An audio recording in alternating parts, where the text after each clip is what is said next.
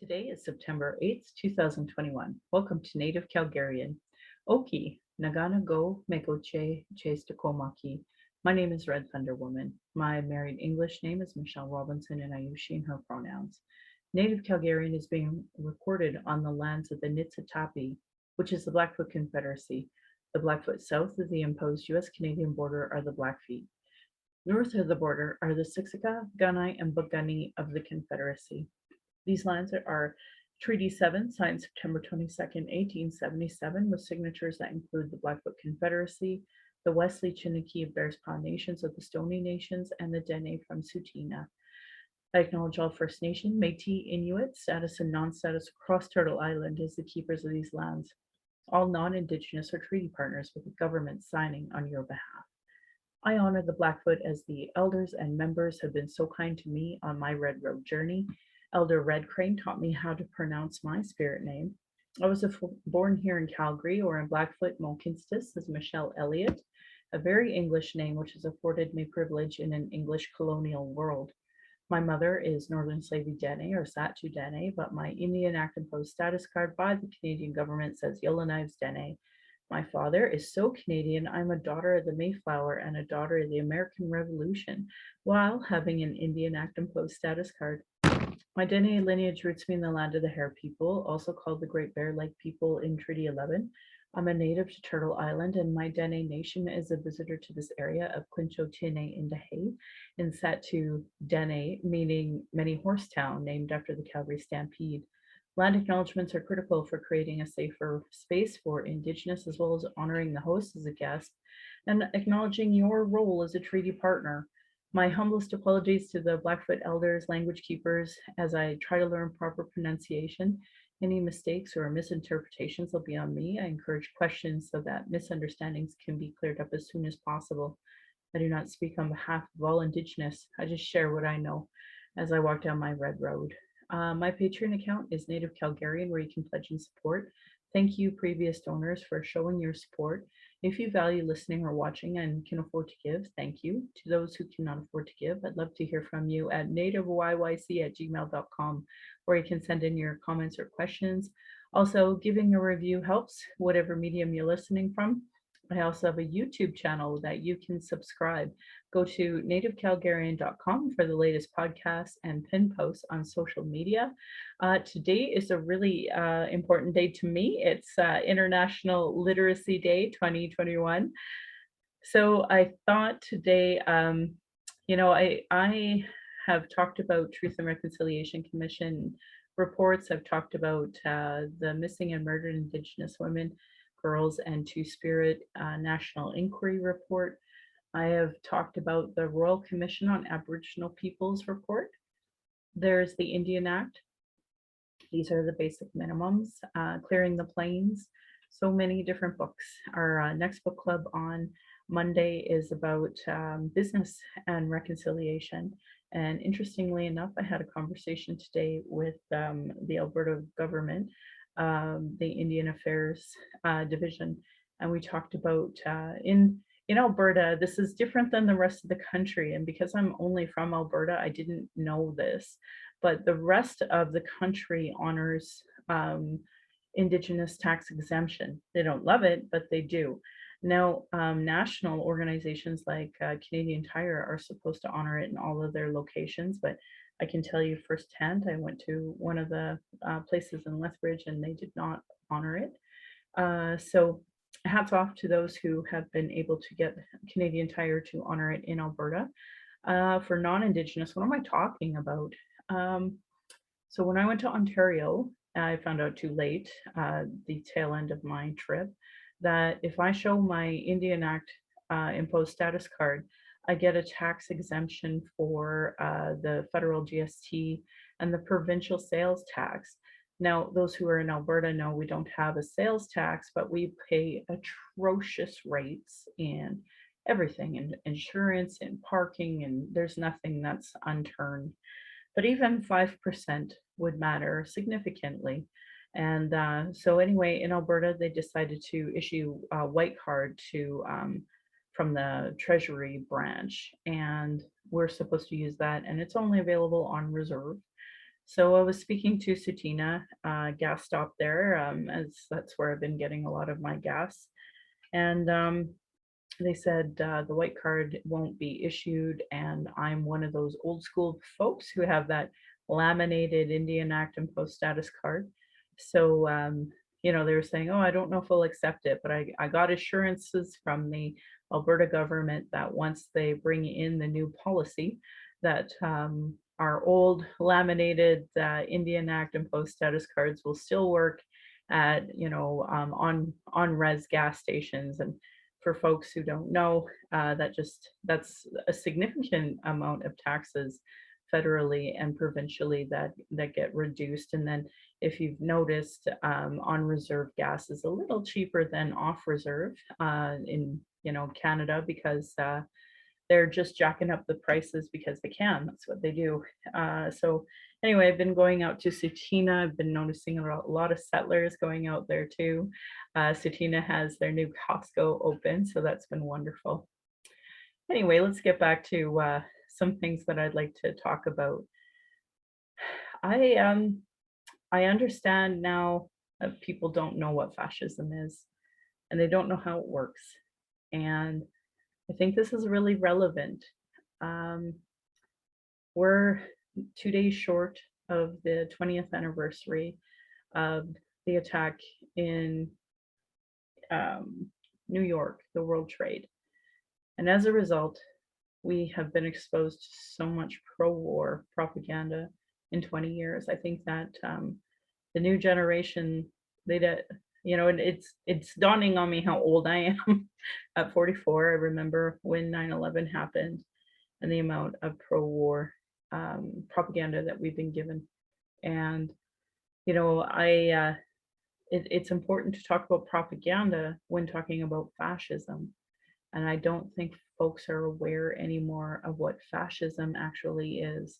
So I wanted to start today by talking, as it is International Literacy Day, I wanted to start talking about some books that I highly recommend, in the hopes that maybe, just maybe, folks would consider actually reading it. So these are my notes. You don't need to see. Boring. I wanted to talk about one of my favorite books. It's old. It's already from 2011. And it's called The Armageddon Factor by Marci Macdonald. It's The Rise of Christian Nationalism in Canada. It's one of my favorite books. Really opened my eyes to understand what I'm seeing. So to give more context for those who don't know me or Native Calgarian or Indigenous issues, basically what has happened in Canada is point blank fascism to Indigenous people, and a Christian straight agenda with British laws and British governance was imposed on these lands. And the system was rigged with many government policies against Indigenous people. As a result, we are in genocide, and it continues today. And as a result of my knowledge of knowing that base that I think the average Canadian doesn't know, I'm really quite sensitive to, very much fascist Christian ideology that's been imposed on these lands. And this book, which is older already, was really good at explaining the rise, the right-wing Christian nationalism movement in Canada, its ties to the Conservative government by then Prime Minister Stephen Harper. It talks a lot about how much power Christians have always had in this culture, and how the Americans have actually influenced Canadian far-right Christian militant belief systems. So they're determined to outlaw homosexuality and abortion, which you cannot do. But Roe versus Wade was recently challenged in the Supreme Court by Texas, and unfortunately now you basically can't get an abortion in Texas. So they're doing their work here. They're doing the work that they set out to do, and it was really something that I had heard Danielle Smith talk about how all of the the Conservative Party and such went down to the States to basically Christian camp to talk about how to impose Christian ideology in conservatism. And she was at the time a more of a libertarian, and as a result, she didn't agree with the abortion issue and left early. And that was something that she had said on the radio. So the reason why that this is really important is that this is the base that has really influenced over the last 10 years a lot of the rise that we've been seeing in the US and in Canada. It's completely relevant in this moment in time because of the propaganda we're hearing from anti-maskers. And it's really important that people understand where this is coming from, how this is US money, and how these evangelicists have really infiltrated our Canadian democracy. And because they have fascist ideology, of course, it's really hurting our democracy. So I wanted to recommend this book for folks who maybe don't have this background in, how much their Christian religious belief is being really forced within the democratic situation that we're in. I brought up this really great little piece from livescience.com about what is fascism. And I wanted to highlight that there's a professor in Columbia University in New York, and I don't know if he's really considered the father of fascism studies, but he says here that fascism uses propaganda to promote anti-liberalism, rejecting individual rights, civil liberties, free enterprise, and democracy, anti-socialism, rejecting economic principles based on socialistic frameworks, exclusion of certain groups, often through violence, nationalism that seeks to expand power and influence. And I thought this was really important because I don't think that the average Canadian who lives in white supremacy, that doesn't understand that that is what they're breathing, doesn't understand these principles anymore, and how when you have, the rise of evangelical Christians forcing their agenda, their anti-homosexual agenda, their anti-abortion views onto people, that this is where we're coming from. So the propaganda machine that's being used in the anti-vax movement right now is so very clear. And in fact, I should mention Edward Snowden has been tweeting a lot about the influence that nefarious folks have both in government and abroad, and how it's influencing folks, and the power of Twitter and Facebook, and the broad implications of having these algorithms set so that you see and hear only what you want to see and hear, and that it's very much an outrage machine in a lot of ways. And I mean, I'm totally one of those people that share all that information. So hello, pot calling the kettle black. But I do it in the hopes to educate, because I'm in the middle of Calgary, Alberta, or now Lethbridge, Alberta. And like, these are the fundamental evangelical Christians, and, really not just anti-Indigenous bias, but hateful anti-Indigenous bias. So anyway, let's get back to this anti-liberalism, rejecting individual rights, civil liberties, free enterprise, and democracy. So here's the propaganda that they've been sold by Russia, Trump, the US, and this propaganda machine from the military industrial complex in the States, is that they believe that their democracy is under threat because of liberals. And that doesn't make sense in any capacity.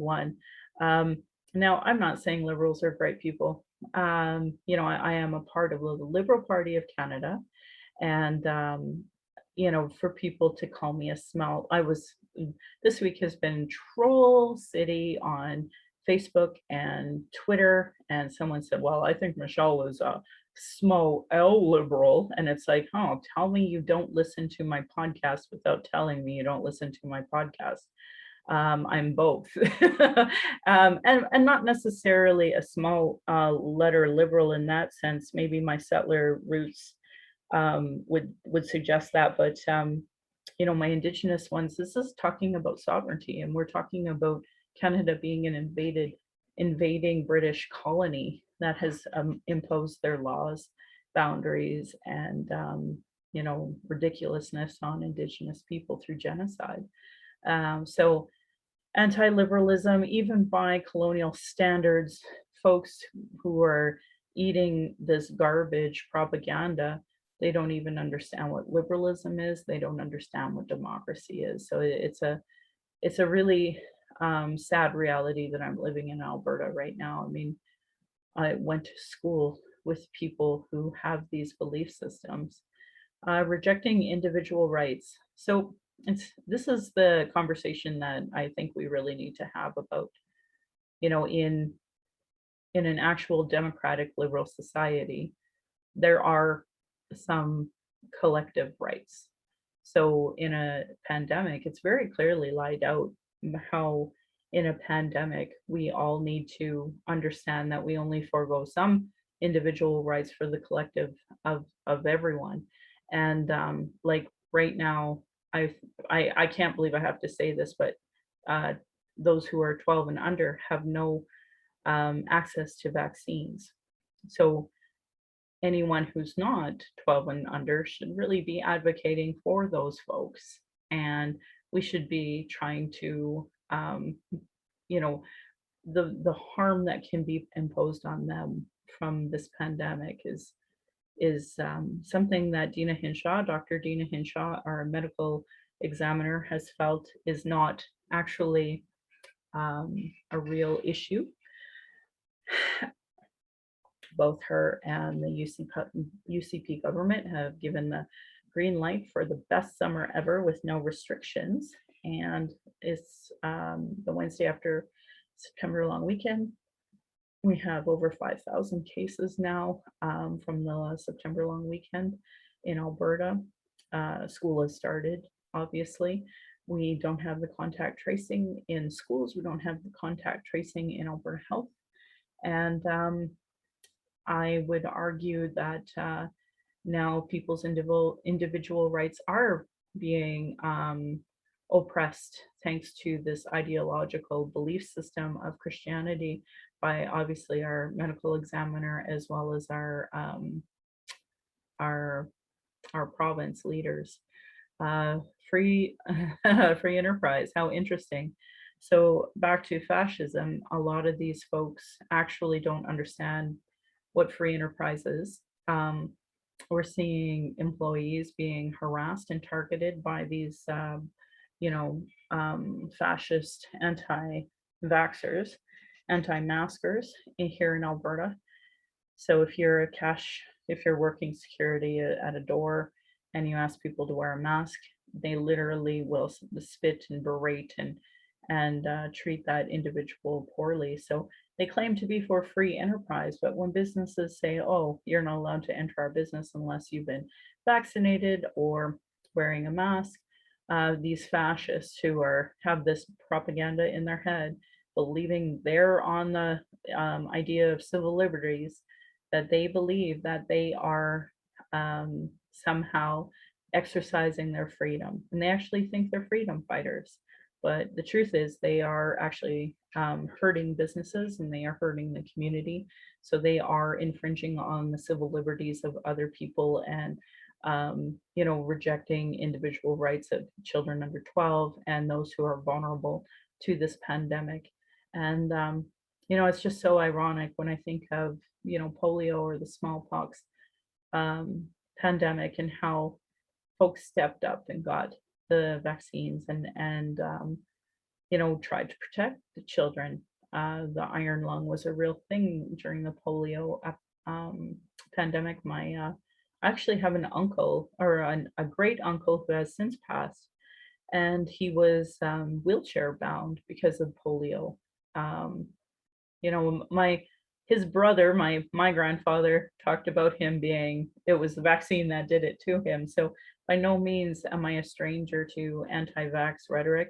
In fact, even myself, I had delayed my daughter's vaccines because at the time that was when Andrew Wakefield had come out and Jenny McCarthy, and we're talking about how many children had gotten an MMR and been adversely affected by it. And I know a lot of folks have tried to debunk that, just as they've tried to debunk a lot of things. But in mothering circles, we really relied on each other. And interestingly enough, one of the mothers that I had relied on in a forum that we were all a part of, no underlying health issues, just a few years younger than I. And she just passed from COVID-19 in the States. And now her children are motherless. So, you know, I think it's one thing to be talking about a flu vaccine. It's another to be talking about even a chickenpox vaccine. I think is ridiculous because my daughter, like I purposely exposed her to chickenpox. But knowing that that is a very, like that, it's an illness and it sucks, but it's not something that isn't necessary to have a vaccine for. Because I come from the generation that we all just got smallpox or chickenpox at that time, and you know, and then it was done.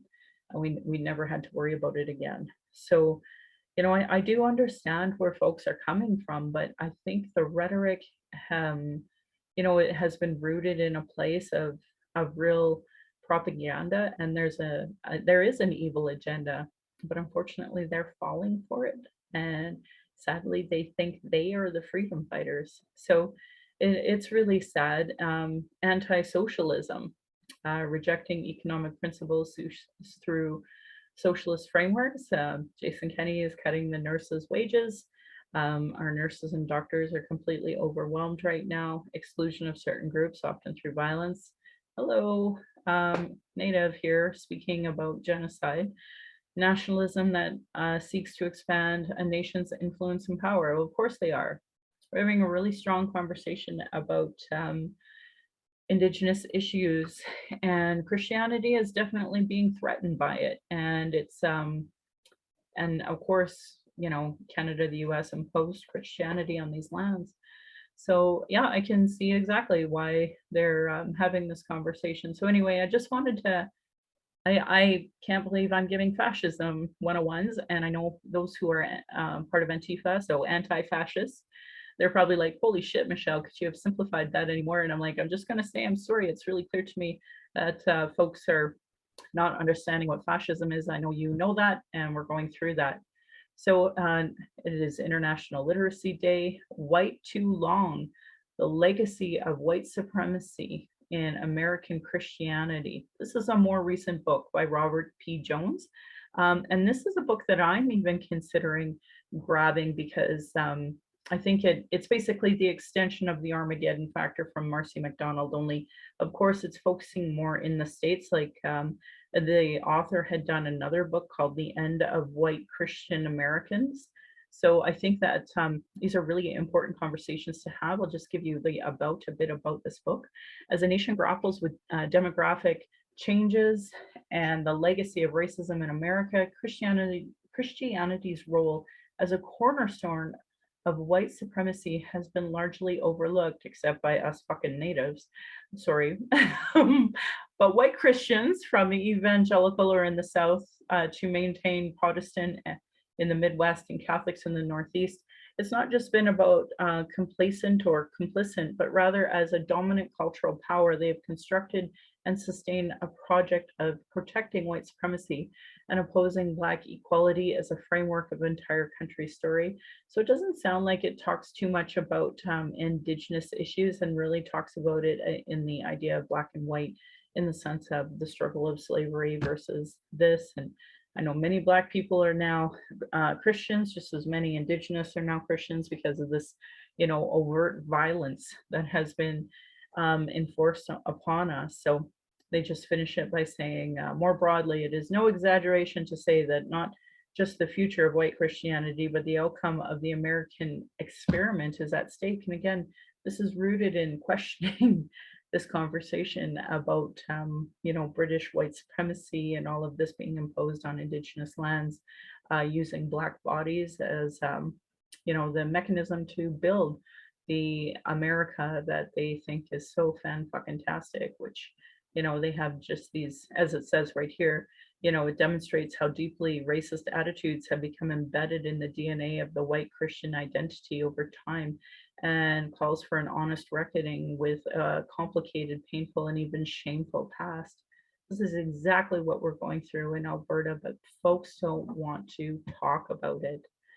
So I haven't read this book, but How Fascism Works, The Politics of Us and Them by Jason Stanley. Another book that I thought might be interesting. It seems like it's more philosophical, but it's basically talking about how disturbing the patterns of fascism are when you compare it to other examples in the world. I'll just say he knits together reflections on history, philosophy, sociology, and critical race theory with stories of contemporary Hungary, Poland, India, Myanmar, the United States, and other nations. He makes clear the immense danger of underestimating the cumulative power of these tactics, which including exploiting a mythic version of a nation's past, propaganda that twists the language of democratic ideals against them, anti-intellectualism directed against universities and experts, law and order politics predicated on the assumption that members of minority groups are criminals, and the fierce attacks on labor groups and welfare. Does that sound like Alberta? It sure does to me. And, again, deep roots in this evangelical Christianity, the Conservative Party of Canada, and of course, by default, Jason Kenney, as he was part of that. So, I can't, talk about these issues enough. If you are listening and you have found some really great references on fascism that you would like to talk about, please don't hesitate. I think that we're having these conversations about, Black authored books and racism, but I think we're going to have to take it a little further and start talking about fascism, propaganda, and why this is all interconnected. And why am I bringing this up? Because I have something very sad to show everybody. So on Twitter, Jane Q Citizen is Antifa, and they have highlighted that the police, Calgary Police and firefighters were locking arms at City Hall yesterday because they actually believe they are freedom fighters, but are actual fascists. So there's even a video of these fascists walking to what you're seeing here is the memorial that they have for the police and for the firefighters. Actually know that they are promoting the very thing that these folks fought against in World War II. So it's very pathetic. Name your uncle, name your auntie. There's a few women there as well, and I'll just mention that toxic masculinity also creates internalized misogyny, which women are more than guilty. The New York Times had an op-ed on the racism in the Calgary firefighters department, and it's haunting. There's a very sad story of an Indigenous firefighter that did commit suicide. When I ran for municipal politics, I felt at the time, and I still feel, that while Christian-based trauma care may work for some in the fire and policing and the emergency in general, for Indigenous it doesn't. And there aren't culturally appropriate services for dealing with trauma. And many times I've seen over and over and over again, so many Indigenous liaisons in the Calgary Police not get the proper care that they deserve. If it wasn't for our elders knowing that each of these liaisons need that extra help, I don't know if they would have made it this long. So I have a deep respect for them, but I know it's not safe to come out as an Indigenous person in those groups, because they haven't worked on their anti-racism, and Indigenous education, call to action 57 in any capacity. And here we have, fascists in the ranks. And of course, it's more frightening when it's police because, I unfortunately have read enough stories of police who are, domestic abusers and domestic violent abusers. And then, without proper resources and such. And the police, they cover their own as they always have. And we see it at ACERT as well. Anyway, they have guns and they have the ability to monitor. And with Bill C-51, they have the ability to monitor us. They always did, even prior to that. Um, Edward Snowden has been very vocal about the lack of transparency. Chelsea Manning as well. These are actually our heroes of this day and age, but are considered terrorists or whichever else they want to call them when they aren't. And that's what propaganda, war propaganda, the military-industrial complex, and well-funded Christian nationalism is creating.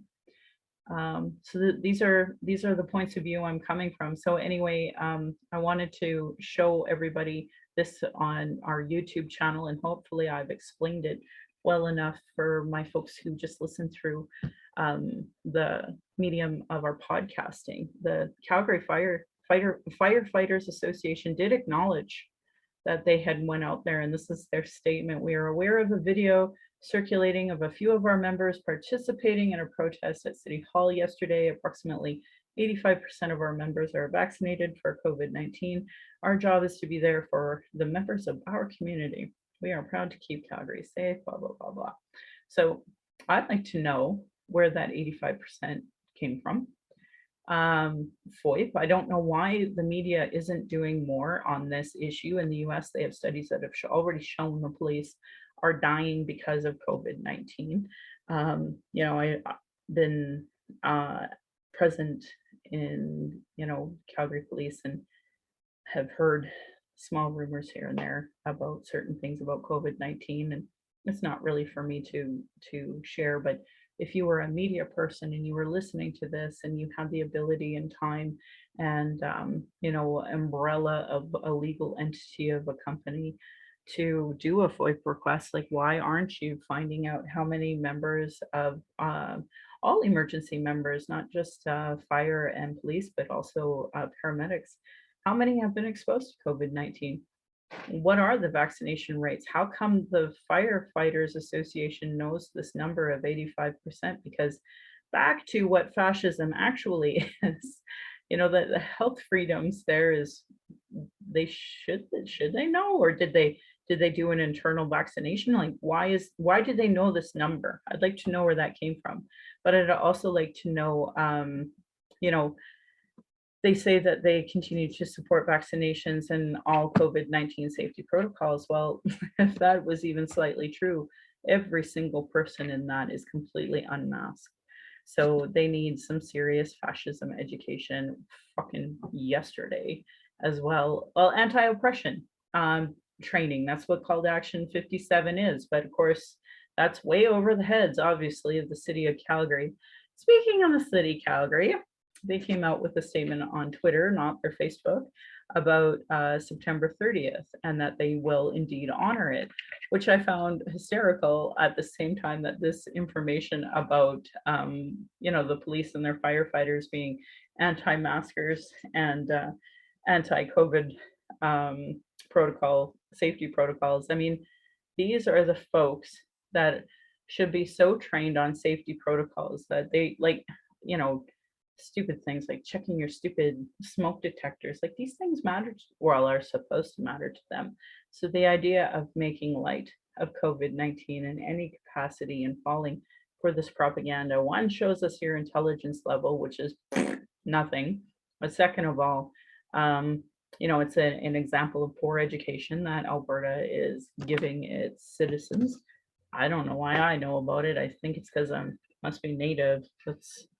I don't understand. We all went to the same white schools, and I don't know how they don't have a grasp on this. So anyway, these were some of the things that I wanted to show folks, because I thought that it was important to, if you're on my YouTube channel, to see some of the books that I was referring to, and seeing some of the statements, but also, you know, my source of Antifa, of Jane Q. Citizen, who actually does anti-fascism work on a regular basis. I asked them if they would consider being on the show, and I said, you know, I would understand if you'd want to cover your face, maybe mask your voice, however you'd like to do that, but they just weren't up for it today, which I totally understand. And yeah, I've been getting a lot of that lately. So anyway, I'm going to, when I post on my social medias, I'm going to give some links to some of these books that I refer to, and just in case some of you have read them, and go from there. I wanted to give a little update on my garage sale.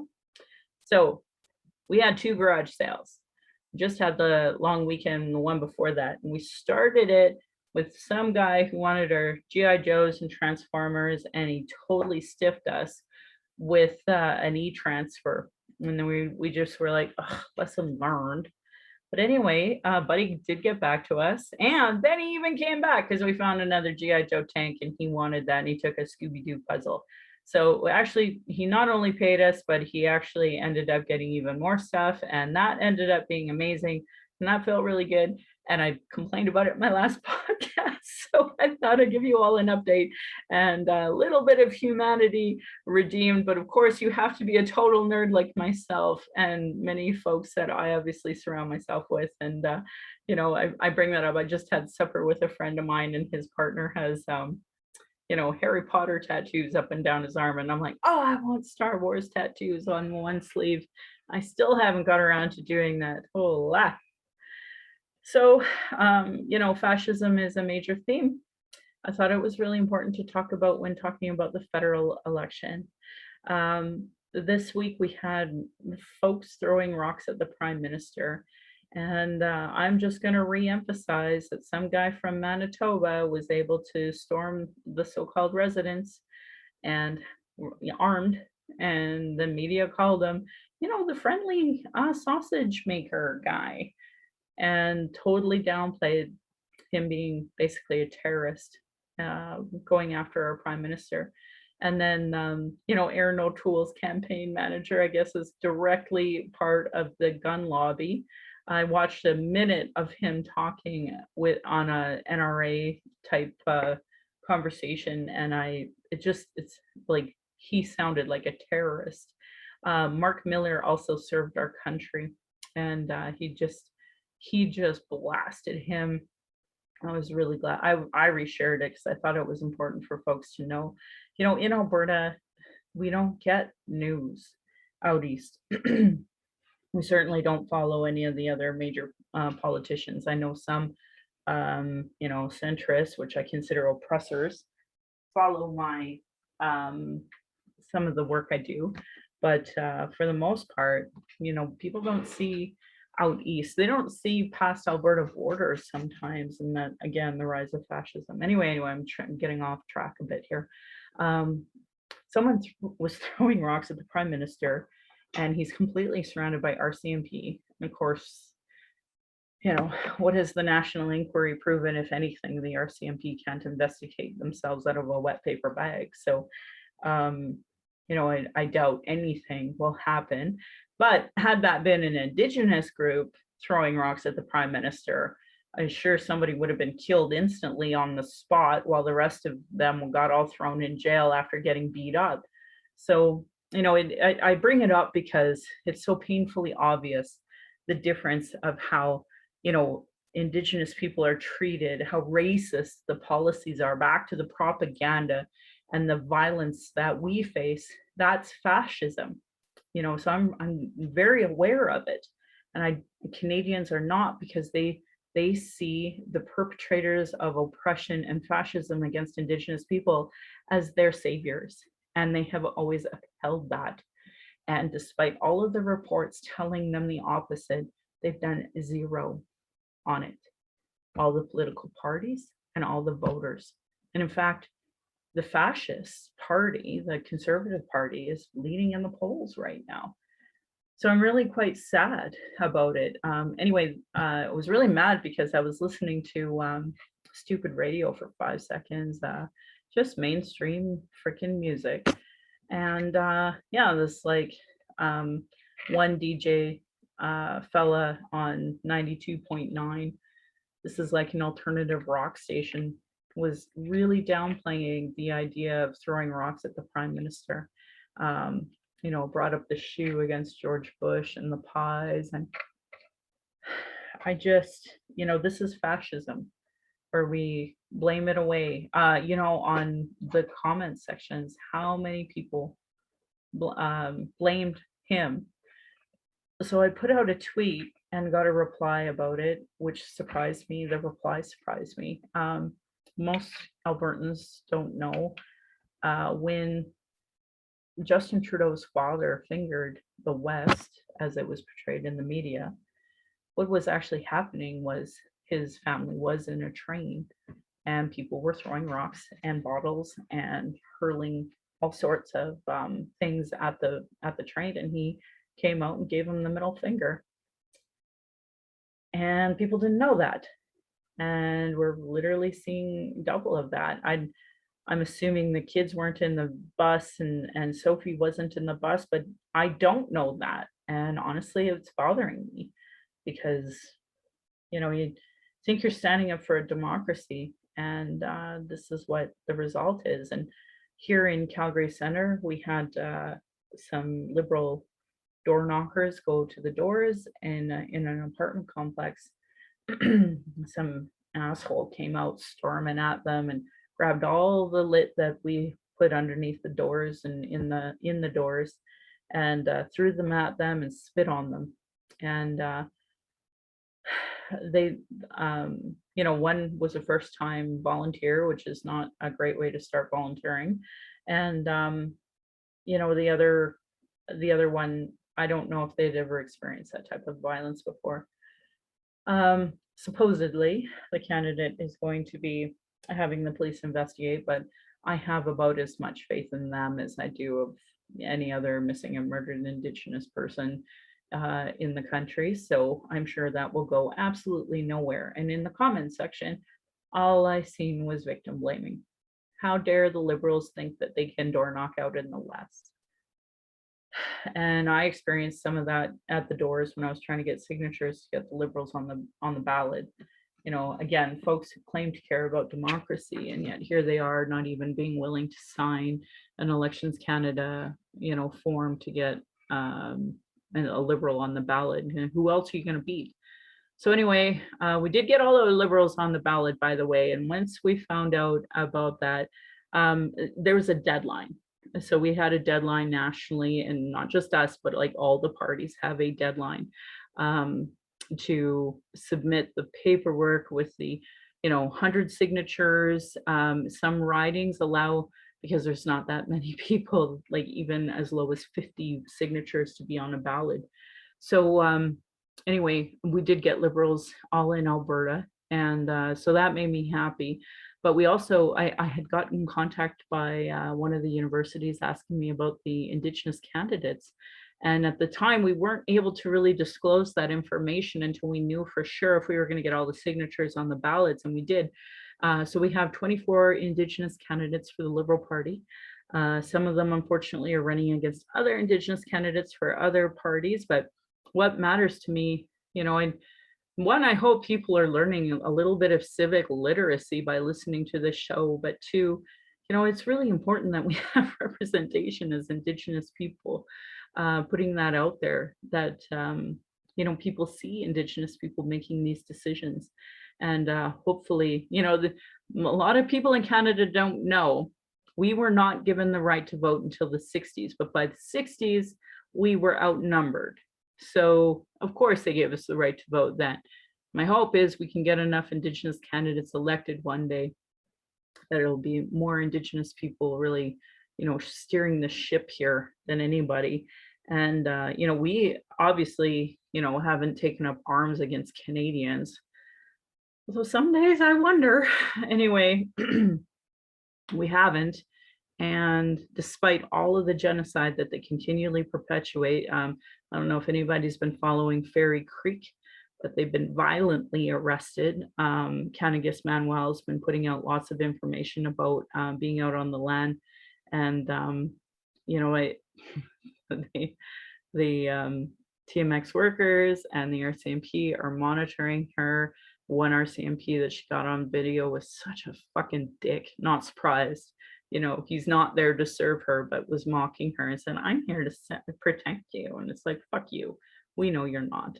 So anyway, I'm getting off topic. I wanted to highlight that, you know, folks, if you're downplaying the violence against a liberal in Calgary, what you are doing is supporting fascism, actually. You know, you are supporting violence against people, and literally about a democracy. So like, I don't know where these people have gone to fucking school, but it's certainly, I don't know, we need to do a lot more when it comes to this conversation, because it's not right. So I was really disappointed with some folks that I would consider so-called friends, folks that I've gone to bat for in some cases, and just other Indigenous people attempting to challenge me on why I'm a liberal. And you know, one, clearly you're not listening to the podcast. You haven't heard me talk about going to convention. You haven't heard me talking about the work it takes to get policies within a party. It's a lot of fucking work. And I think it was Rye Morin was just on the radio talking about Riley Yes No. You may know her on Twitter. Fabulous person. And I think they might be associated with Yellowhead Institute now, which is a fabulous organization that really is, you know, no punches pulled on Indigenous issues and policy. And they have a great report that talks about, you know, what TRC calls to action actually have been implemented. Anyway, I'm getting off topic. So I just wanted to bring up people who I thought were my friends are like, you know, trying to challenge me on why I'm a liberal. And clearly they're not listening to any of my previous podcasts, but I will bring this up as an opportunity to brag. This is kind of what we've been doing. I think, you know, I've been watching some of the rhetoric on Twitter by people who are like, you bought a pipeline. You know, they forget about the arms tied here in Harper and all of these other issues, especially when it comes to the Saudi deal. I seen NDPers trying to call out the liberals on the Saudi arms. And I just laughed my ass off because how quickly their memories forget. Tom Mulcair totally backed the Saudi arms deals because those are union jobs, you know, and that's the NDP's MO. Oh, we're killing natives, but it gives us jobs. Nationally and internationally, let's kill those natives for union jobs. And people challenge me. Why are you not an NDPer? I'm telling you, unions have done nothing but killed Indigenous people. I don't know if that goes in one ear and out the other. I can't put these dots closer together. You know, the nurses, doctors doing the apprehension, red flags at the hospital on our Indigenous babies, the social workers stealing those babies with that racist policy because it's legal. So folks, you can try to pretend the NDP are somehow our friends, but I watched and heard Rachel Notley scream on top of her lungs at Calgary Pride, build that pipe, build that pipe. John Horgan, he's the NDP guy in BC that's okay with killing Canagis Manuel and anybody else that supports her. And all of the network of CSIS and the RCMP gets to spy on me and her and any other Indigenous person who has the audacity. So, you know, while fire, police, anti-maskers are all blocking nurses or hospitals filled with people with COVID-19, literally blocking ambulances.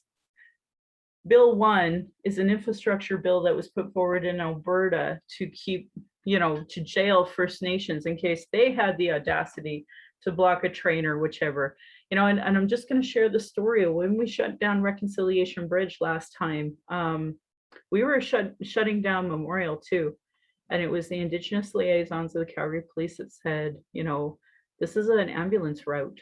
And we talked to the whole crew, and they agreed we'd back off of Memorial just to give passage to the ambulances. And here you actually see these anti-maskers blocking ambulances on purpose, and there's no violence, no arrests, no nothing. And as you can see, our fascist police are literally on City Hall steps saying that they agree that we should be blocking, ambulances and cutting the nurses' wages and doctors are not. It's ridiculous. And they are backing the dismantling of the healthcare system in a so-called liberal democracy. And everybody's drinking the Kool-Aid and are backing it because they're dumb enough to follow this anti-vax, anti-mask propaganda that's being fed through this military and industrial complex. And yay, way to go, folks. Anyway, so back to why am I a liberal? So I guess I started with the party in about 2011. No, it was before that. So there was a wonderful candidate here. She grew up on Memorial Drive and she had started a book club. And of course, I had to go there, International Literacy Day. And actually, that's where I met Tom Flanagan. And we talked about his book about being on Harper's team and getting him elected and such. And she asked really pointed questions about being elected and all of this stuff. And it was a wonderful evening, actually. Anyway, getting off topic. That was when I started with the party. And then I learned about the Indigenous Peoples Commission. I tried the NDP to see if they had an Indigenous Peoples Commission. And yeah, it was the Liberals that were active then. And those who follow Indigenous Twitter knows that Russ Dibo, he is like staunchly anti-liberal. And he was actually a part of the same Indigenous Peoples Commission, only then it was called the Aboriginal Peoples Commission. It was when I started to. And so anyway, that was where Indigenous policy could be put forward. And when my policies were getting put forward and then they went nationally, I was learning, just like you all are, about civic literacy, about the inside of how a party works. And I realized that every party works the same. The difference between ours, especially at the time, was that our, Women's Commission, Youth Commission, and Indigenous Peoples Commission were all functioning, as opposed to some of the other folks out there. So, so that's the impetus of why I started with the Liberals. A lot of the policies I've gone through. I was there for Naomi Sayre. She was our Indigenous Peoples Commission women's rep. And she put forward the MMIW policy, which of course I voted in favor of in Montreal in 2012, 2013. Yeah, that was when there was an Inuk on the West Coast, and Loretta Saunders had gone missing. And yeah, I had first started interacting with her sister Delilah. Anyway, that was way back then, and it took since that time to now to implement it, to get an inquiry. Now we have the calls to justice. Now we're implementing it. So I just wanted to highlight our website here on liberal.ca, our platform of supporting First Nation priorities, and it has it all listed. I mean, a lot of this stuff has already been ongoing. So like when you hear the critique from Yellowhead Institute, one, they're right, but two, there is progress getting started on these. And a lot of you are like, well, that's a broken promise. Like, first of all, conservatives are not promising anything. They could give a shit if we die, and they certainly don't want us to have clean drinking water. They do not care about Indigenous issues. They have shown that repeatedly and consistently. So please don't pretend like there is a single party out there who, gives a shit about any of this. I mean, all the colonial parties still work for colonialism, but we have seen a significant shift in the conversation. And I'm not like, thanks to our elders, thanks to our stories being shared in these commissions, and thanks to the fantastic work of the commissioners of the Truth and Reconciliation Commission and the National Inquiry. If it wasn't for all of them, we wouldn't be here. Anyway, just kind of to quickly highlight some of these things here. A mental health and wellness strategy, it's the minimum that's needed. They actually mention the opioid crisis, including culturally appropriate wraparound services. I never had told them that. Working with First Nations to ensure Indigenous Language Act be fully implemented. I know, so one of our candidates, Jesse, out in BC, he worked in so he was part of the Indigenous Peoples Commission. He worked for the government of Canada. He worked at implementation of the United Nations Declaration of Rights of Indigenous People. He's a lawyer. He created a lot of this framework. And I know he was active in the Indigenous Language Act as well. Anyway, a lot of this work has been, really hard. A lot of years of progress and work on this. This isn't something you get to bloody well do overnight, folks. And I think that focusing on the fact that we need way more Indigenous-led climate change. We actually put out some better talking points about that somewhere else, and I don't know why they're not included here. But regardless, this is far more comprehensive than you're going to find with the other folks out there. And I'm not just proud of this, I'm like directly part of this platform, these policy developments. Really honored that our team, Team Trudeau, has been working so hard on these issues, and I couldn't agree more. We could use more investment. It hasn't been fair, the wealth distribution that's happened in this country. And but at the same time, Canada isn't pushing our politicians on these issues. That's why Erin O'Toole doesn't care. And we're not seeing a real plan from the NDP. And I'm going to explain this yet again. If you've listened to other podcasts, I'm sorry, but apparently it bears repeating. The Liberal Party of Canada and the Alberta Liberal Party are not constitutionally linked. We are completely separate entities. We don't necessarily agree. And that's actually across the nation. So the Manitoba Liberals, the Saskatchewan Liberals, none of them are connected with our federal Liberals at the constitutional level, unlike the NDP. So I do adore Jagmeet Singh. I'll give him props for helping Canada with the CERB, because he really pushed that, and that literally helped save my family during this entire pandemic when my husband lost his job. So I'm really indebted to Jagmeet Singh for being at that table and pushing Justin.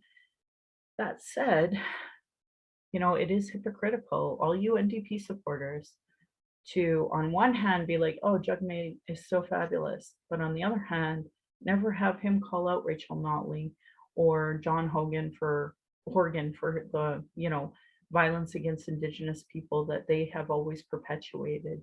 And so I challenge you all, you're constitutionally linked. If you get an NDP membership, it's both provincial and federal. And you guys aren't pushing this. I mean, I know damn well you're all dealing with racism. We got to see liberal racism on full display with Jody Wilson-Raybould and SNC Lavalin, but we get to see it now in the NDP with Jagmeet Singh and how his supporters are not supporting him because of their, anti-brown bias. And in the Green Party, we're seeing it with the new leader that they have that is a Black Jewish leader, and we're watching that party try to oust her unceremoniously. So it's across the board. Colonial politics is racist inherently.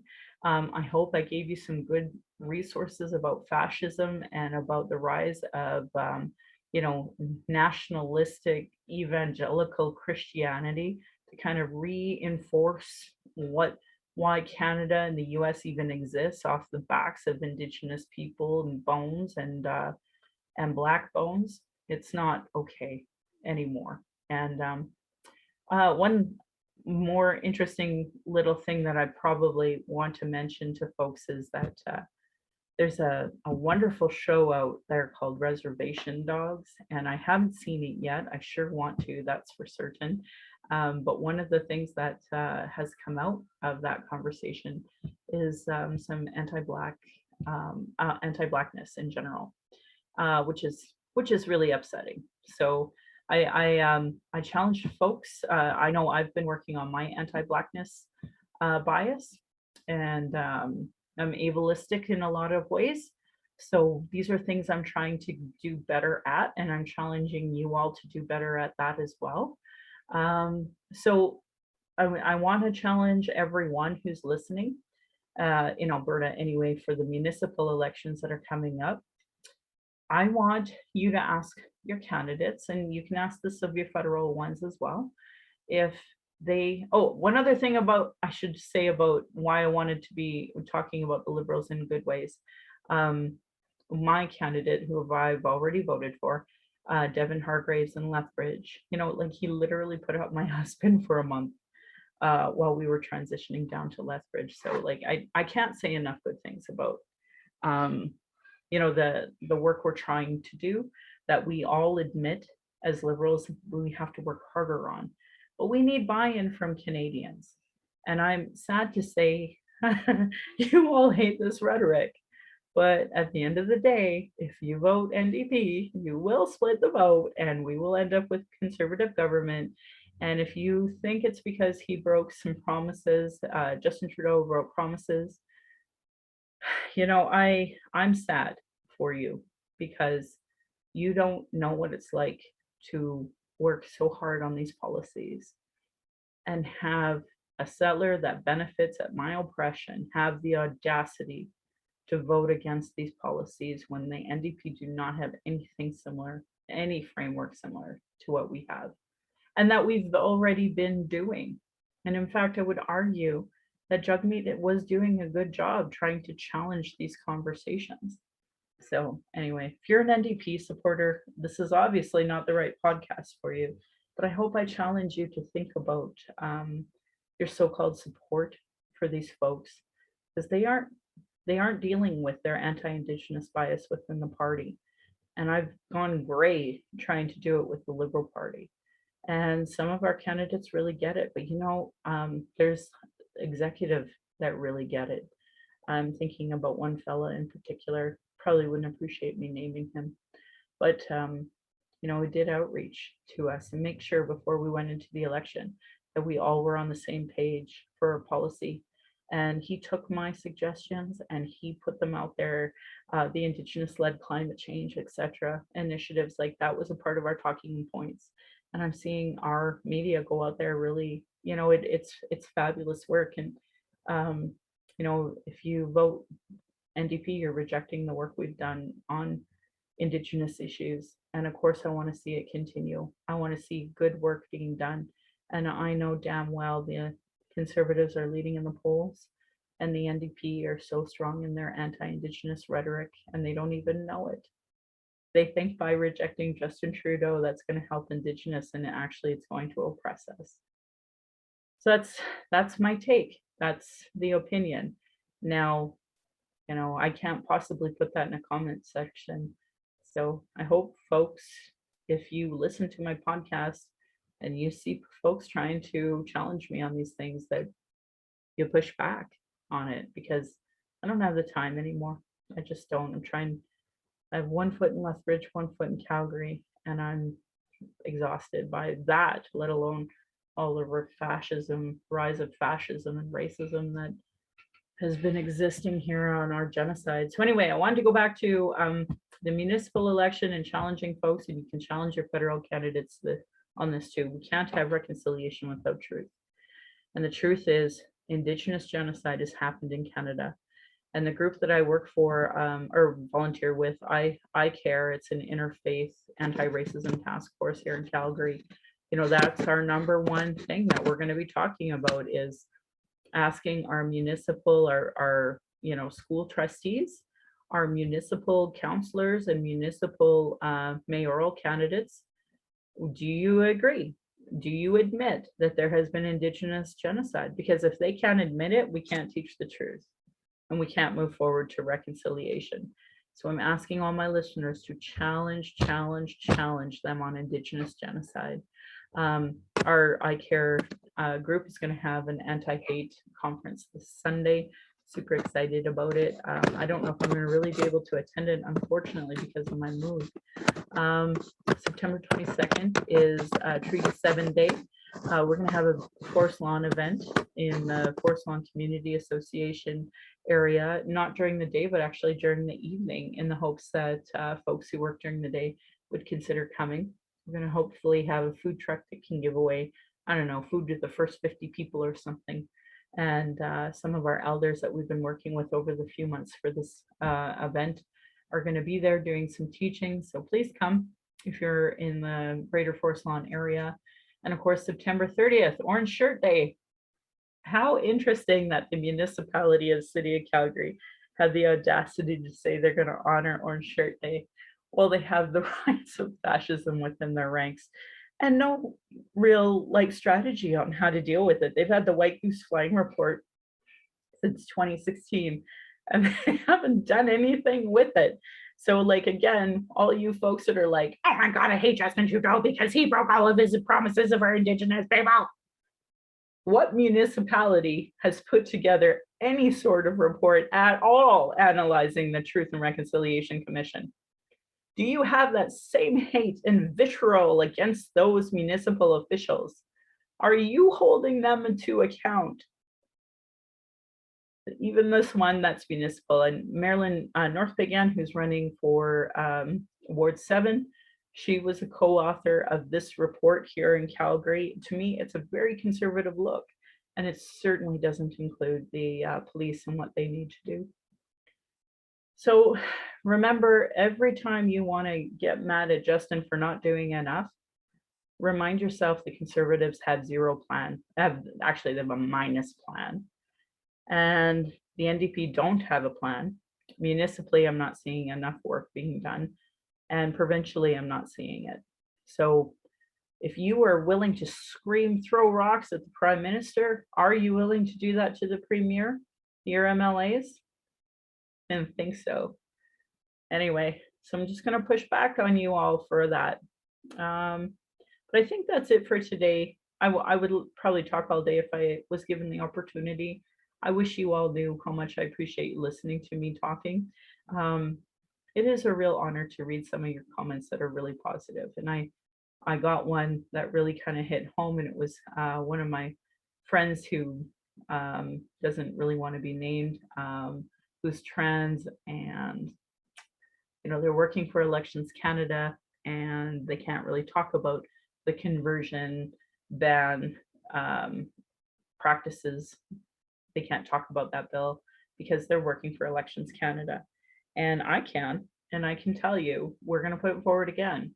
And for all of you, oh my God, I hate Justin Trudeau, he hasn't done enough for the LGBTQ community. You're right. But did you get mad at those Conservative MPs that did the filibuster? Because all of that hate and vitriol should be properly directed there. Anyway, I'm proud of this podcast, giving solutions and including cultural safety training, cultural first aid, and almost all of them to create a safer place for Indigenous people of color, those with disabilities, and LGBTQ2+ to speak. I want to say thank you to authors Cheryl Ward, Chelsea Branch, Alicia Fridkin of heretohelp.bc.ca about what is Indigenous cultural safety and why I should care about it. Their work are those cultural action tools I've said over 100 times in my podcast. So support Indigenous work as part of your reconciliation work and settler understandings. I'm just lucky enough to highlight them here. Really, if you were to Google cultural action tools, you will find so many resources that are, Black Friends have put out, but like brown people.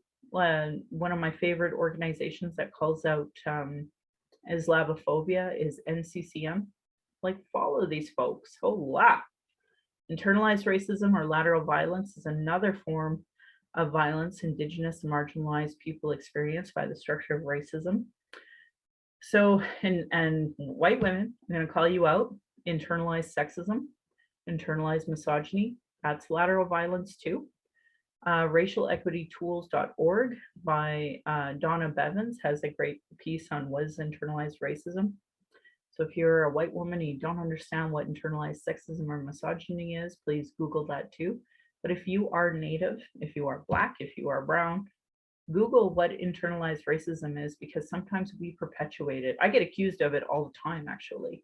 So I really encourage folks to learn more about it. And I try to, challenge myself and see if that's true, and try to remind myself, who am I advocating for? Do's and don'ts for bystander intervention by Americans Friends Service Committee.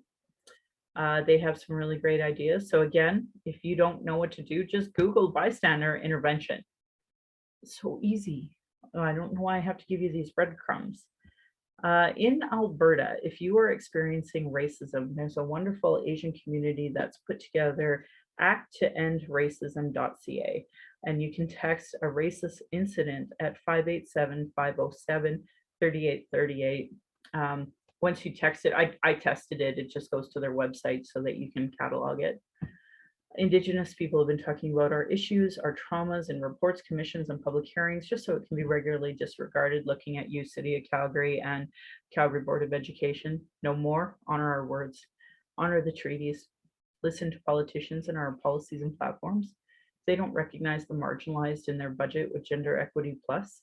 They are cutting violence prevention programs and services, Rana Amrose. Indigenous education, Jason Kenney.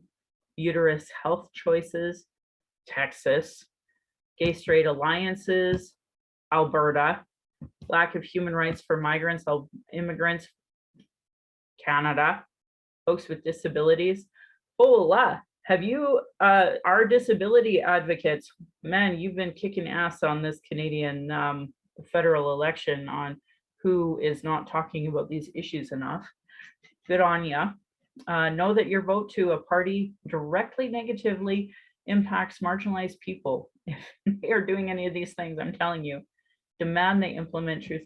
And you know what? Let's go back to fascism and anti-liberal democratic views. Like, this is literally what they're doing. They're trying to dismantle the social system, the social network that we have there, because they're anti-socialism. We're not even a socialist country by any stretch. Don't have, free dental. We don't have, even our healthcare. We have seniors that are choosing between food and meds and utilities and meds. Like, we don't have socialized medicine here in Canada, despite what propaganda we put out there. Even Michael Moore is a little guilty of that. Sorry, I don't mean to get off topic here. Anyway, demand implementation of the Truth and Reconciliation Commission calls to action. I don't see a freaking plan, folks, from your stupid NDP party on that, by the way. The recommendations of the Royal Commission on Aboriginal Peoples, the multiple reports on child welfare reform, looking at you, NDP social services, violence prevention programs, 231 calls to justice from the National Inquiry on Missing and Murdered Indigenous Women, Girls, and Two-Spirit. Denying all these reports is a form of abuse called gaslighting. Our people are experiencing extreme racism in the justice, educational, and health institutions, with multiple reports that say the same thing. Demand change from election platforms and politicians. If they don't understand colonialism, racism, privilege, and sexism, they literally have zero business running, and they are not honoring Call to Action 57. This should be understood by all parties, all local politicians, community organizations, sports. A really great article I read out loud in episode 62 is Truth Before Truth, How Non-Indigenous Canadians Become Allies. Honestly, if you were to Google, Canadian allyship, you have so many freaking hits now. There's been so many articles since episode 62. If you're experiencing emotional distress after anything we talk about today or want to talk, you can call the First Nation and Inuit Hope for Wellness Helpline at 1-855-242-3310. It's toll-free, open 24 hours a day, 7 days a week. You can also text at hopeforwellness.help. Let's start over. You can text them on their website. If you go to their website, hopeforwellness.ca, they have a text feature. If more related to missing and murdered Indigenous women, girls, and Two-Spirit, you can call 844-413-6649. It is national, toll-free, 24/7 crisis lines for non-Indigenous. Like, the fact is, you have a 211 that will actually help you. It's not culturally sensitive to Indigenous people, nor our languages. So please see that as a privilege. But regardless, if you are non-Indigenous and you are in distress, you can call 211, or you can call 833-456-4566. 60 Scoop Indigenous Society of Alberta is ssisa.ca. And I want to give a shout out to the Trevor Project. They have great resources for LGBTQ2+ youth. They have peer support lines and a trans lifeline. So you can go to lifevoice.ca for a ton of those crisis supports, and a kids help phone at 1-800-668-6868. I'm just going to, point out that if you are a Christian and you can tell your kids all about, whipping and torturing and brutalizing and beating the living shit out of Jesus and putting him up on a cross to die for 3 days, pretty sure K-12 conversations on Indigenous issue isn't going to be a far stretch. Again, I learned all about Nazis and fascism when I was younger. It's really important that we start giving age-appropriate information. And you all who are listening have an opportunity with the municipal and federal election to push for that. Violence is an everyday reality. Every Indigenous generation has faced it. That's why I started a podcast to speak freely, without interruption, without tone police, without leadership shaming, without gaslighting questions, as many people don't want to hear Indigenous opinion. Sure want to tell us their ignorant pieces of crap opinions by people who know nothing about colonialism, the constant surveillance of our people, our protests, our vigils, and our rights. Microaggressions, people dealing with internalized racism, gatekeepers, people who live off the status quo, people who are in their trauma and they deplete personal resources. Internal, external racism is an everyday reality for Indigenous people. That's why I started this podcast, as a boundary to be heard.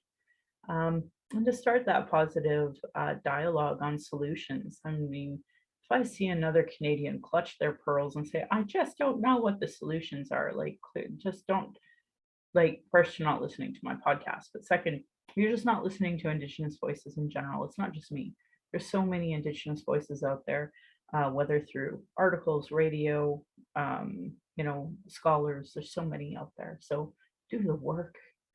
I want to say thank you to my ancestors, my granny, my mom, of what strength looks like through your example.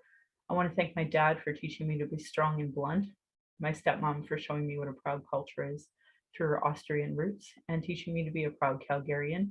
It is through her I'm a second-generation Calgarian. And by the way, those who don't know, Native Calgarian it's a mock of folks who clearly don't understand land acknowledgement. Or colonialism for that matter, or racism. Thank you to my husband, Darcy, for producing and editing this show. On top of being my husband, my childhood friend, the father of our child, and support down my journey of the Red Road, he has witnessed decades of racism and sexism, and to our child, who we are blessed to learn from daily. We are honored you chose us. You give me daily accountability to be a better and stronger person. My hope is that my family will be proud in the future of us trying to discuss these issues. My Patreon account is Native Calgarian, where you can pledge and support. Thank you to the previous donors for already showing your support. If you value listening or watching and can afford to give, thank you. To those who cannot afford to give, I'd love to hear from you at nativeyyc@gmail.com, where you can send in your comments or your questions. I have a YouTube channel. You can go and subscribe. And nativecalgarian.com has the latest podcasts. And if you go on my social media, all the pinned posts. So I'll end with giving side eye to those Calgary rabbits. Remember, I'm a hair person. And that means that we showed up in rabbit skin all the time. And so when I end, I always end with that side eye to those Calgary rabbits. You're lucky I'm not Tradish. And my beautiful Dene cousin responded, or you'd be in my dish. So thank you so much for listening.